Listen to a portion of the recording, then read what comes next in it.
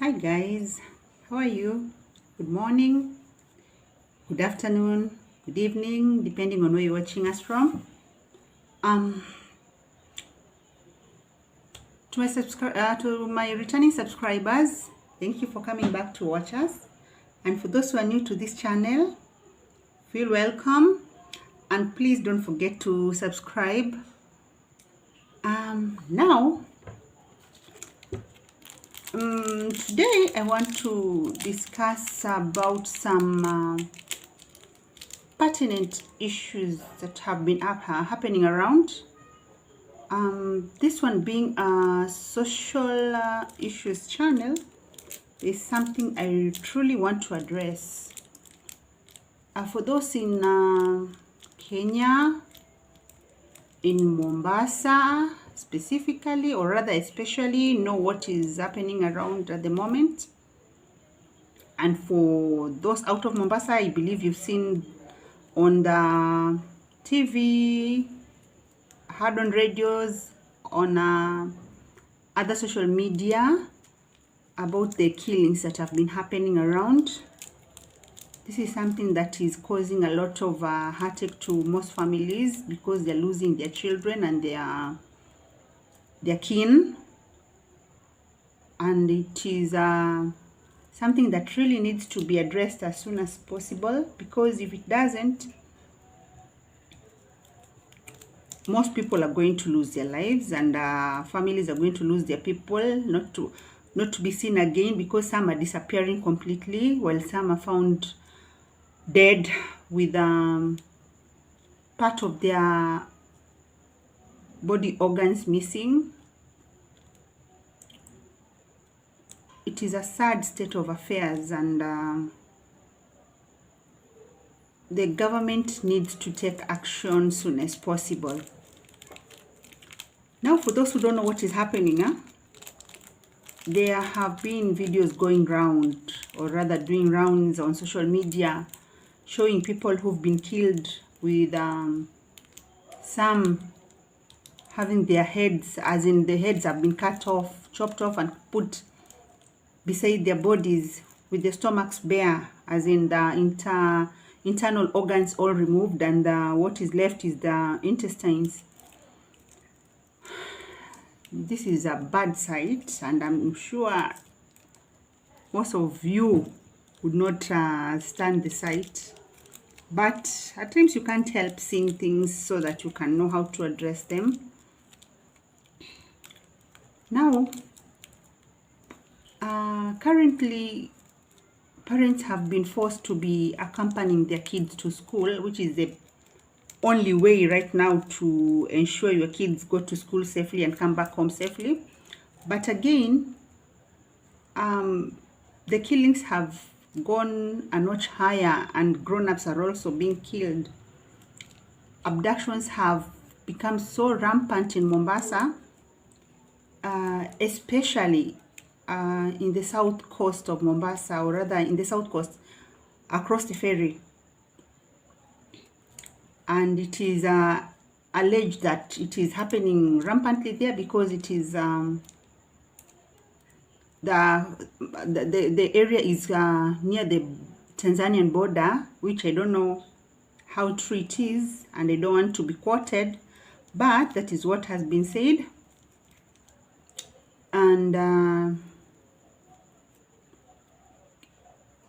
the issue has hit closer home to where I live, because as of yesterday, a student in a school around the place I live in was abducted on her way to school. This is a big girl around 16 years in high school who was walking. She was walking alone. I don't know if it was alone or with other kids, but she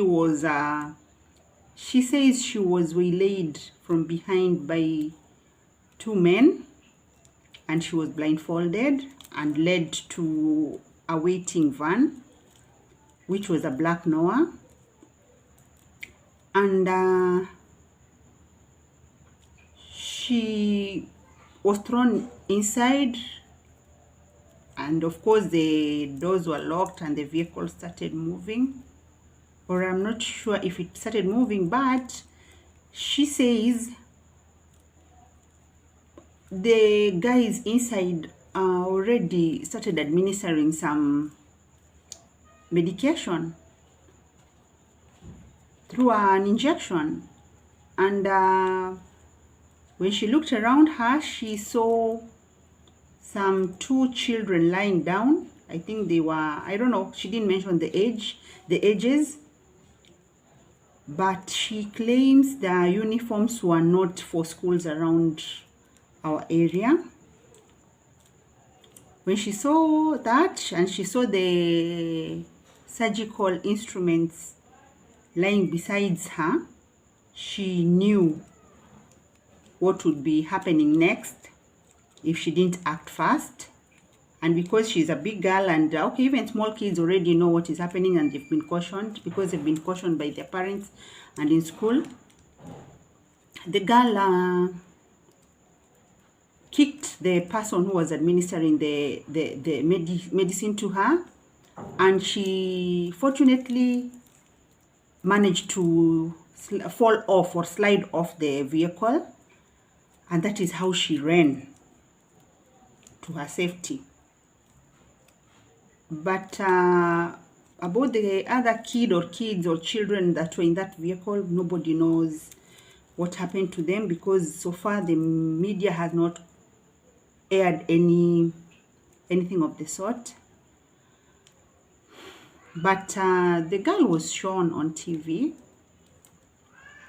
and she says if it wasn't for her fast thinking and action, she would probably be a statistic, like the many other kids and people who've gone missing. This is a story that is nearer to where I live. It's not a fabricated story or anything, because I think most of us saw on NTV when she was being interviewed, and her mom has been all over social media talking about it. Now I don't know what steps the government is taking, because so far we've not had the government spokesperson talking about it. It's only the media houses that are sharing it. It is a sad state of affair, because we thought our children were safe going to school and coming back home until this issue started. Now parents were forced to be taking their children to school, but again, even those parents are not safe. No one knows who's safe anymore, because if grown-ups are also being attacked, who will be left to protect the other? These guys are actually using I don't know if it is anesthesia or what, because the victims fall asleep and they're taken wherever they're taken. There is one particular case of a Maasai who sells radios around our area, and it is allegedly said he was killed and his eyes gouged out. Okay, nobody can ascertain whether it is true or not, but the rumors have gone far and wide, and most people are claiming it is true, because it's no longer being seen around. Now we don't know where we're heading to. Parents, please be very careful on whom you are leaving your kids with, and for those who use borders to send their children to school, please be careful, because you don't know who will interject or who will be used by those people to facilitate your child's abduction. Please be very careful, because okay, there's another story I had this morning while going to work, and it was shared all over social media. about a certain man who draped himself in a buibui. For those who don't know, buibuis, those are the Islamic black attires that they used to they use from head to toe. Now this particular guy was dressed in such, and he'd put a ninja. A ninja is a headscarf that covers even the face and leaves only the eyes. He had boarded a matatu and lighted at a certain stage called Konayashimoni or so, I'm not sure. So when he lighted there, he approached a certain lady in the nearest homestead he found, but he didn't go close to the person. He asked for directions to a certain place, I don't know where.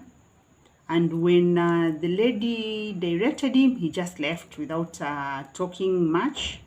So it was a bit suspicious because, as you all know, Swahili liked a lot of chit-chats, or rather people in Mombasa, not Swahili to be specific.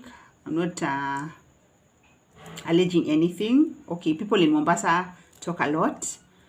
So when the lady suspected the person rather, because at that particular time she'd not known it was a man, she got keen and noticed that his walking style was a bit off, not like a woman's walking style. And when she looked further down, the person was wearing boots. Of course, in Mombasa, most Swahili ladies put on open shoes. So it's a bit questionable when you see a person wearing a buibui with boots. So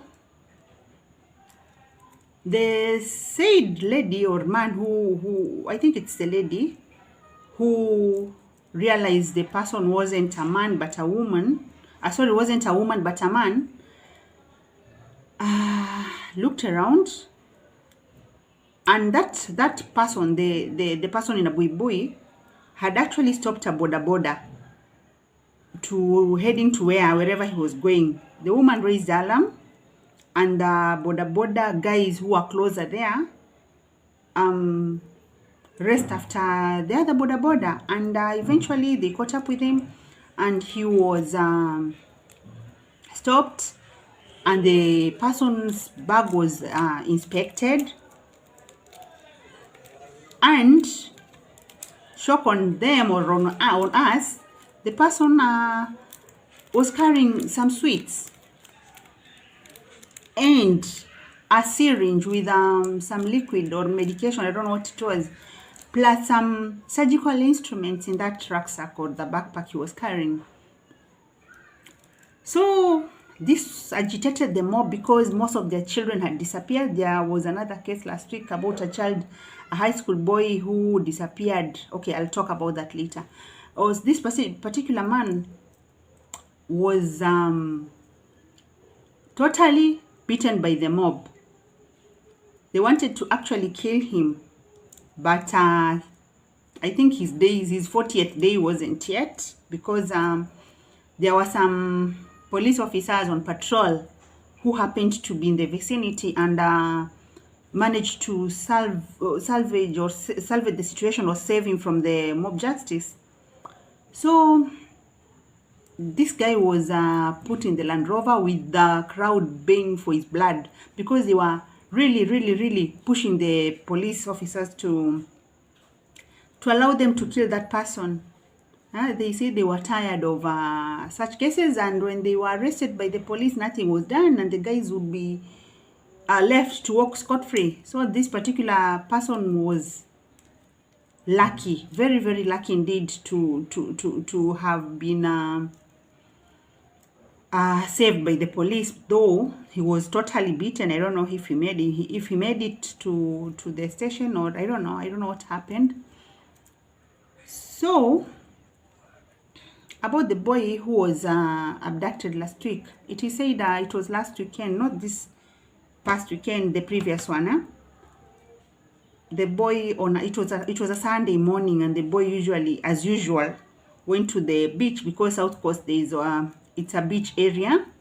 He went to the beach for his morning jog, and it was quite early, around 5. Of course, it's always been a safe area.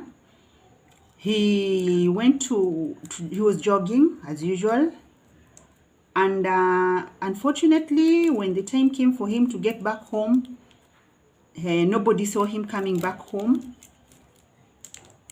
His parents were alarmed, and they looked everywhere for him. There was a search party for him. Nobody had seen him coming. The only people who had seen him that morning were those who saw him going to the beach. So the boy disappeared, and the body was later found without eyes.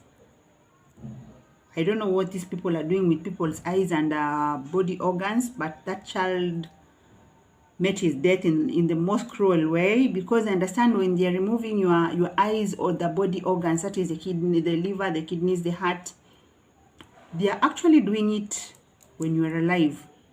It should be a living person, not a dead person. We totally don't know where they're taking these things or for what purpose,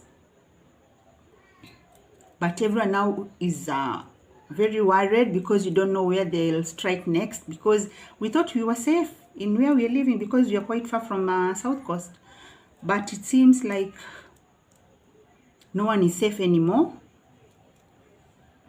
And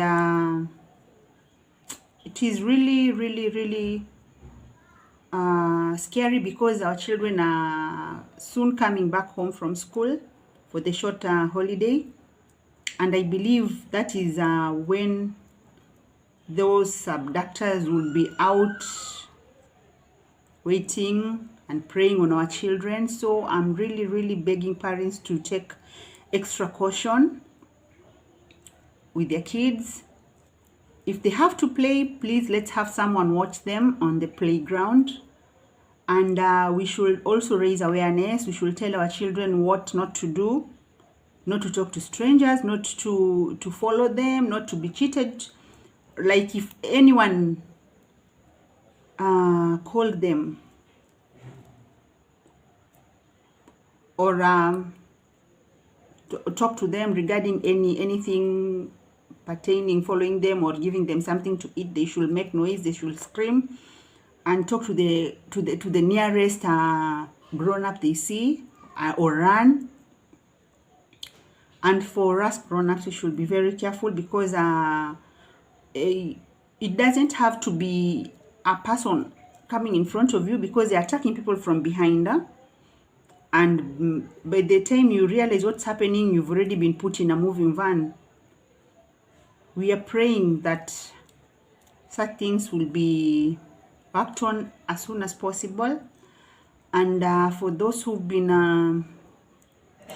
arrested, should be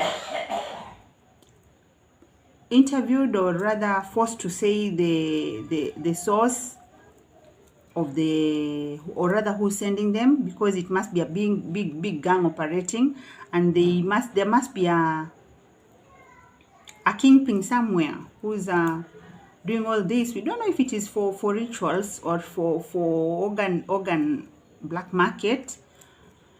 We're just hoping it ends as soon as possible, because this thing is going to be grievous.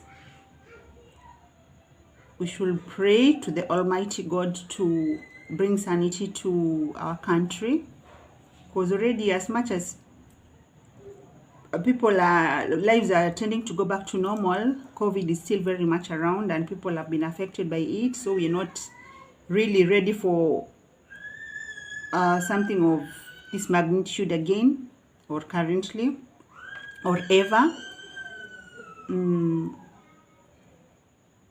I think that is it, and we should try and be on the lookout. Be a brother's keeper. Watch on your neighbor's children. Watch on your any child you meet on the way. Be keen and protective over them, because unfortunately some parents are a bit ignorant or arrogant on such matters. They wouldn't heed such advice as in to take their children to school. Some children are orphans. They have no one to be responsible over them. So it is a society to take care of our own. As usual, we say we are stronger together. So let's work together. Let's make a lot of noise. As much noise as we can, because this government of ours does not act as long as people are quiet. I think we should start demonstrating on the streets, because if it hasn't reached your area, you never know where they'll strike next. For now, it's a wrap. I just wanted to talk about that because it's been disturbing me, and it is everywhere you go. It's what people are talking about right now in Mombasa. Let's make this world a better place to live in. Good night, guys. Take care and God bless you. See you.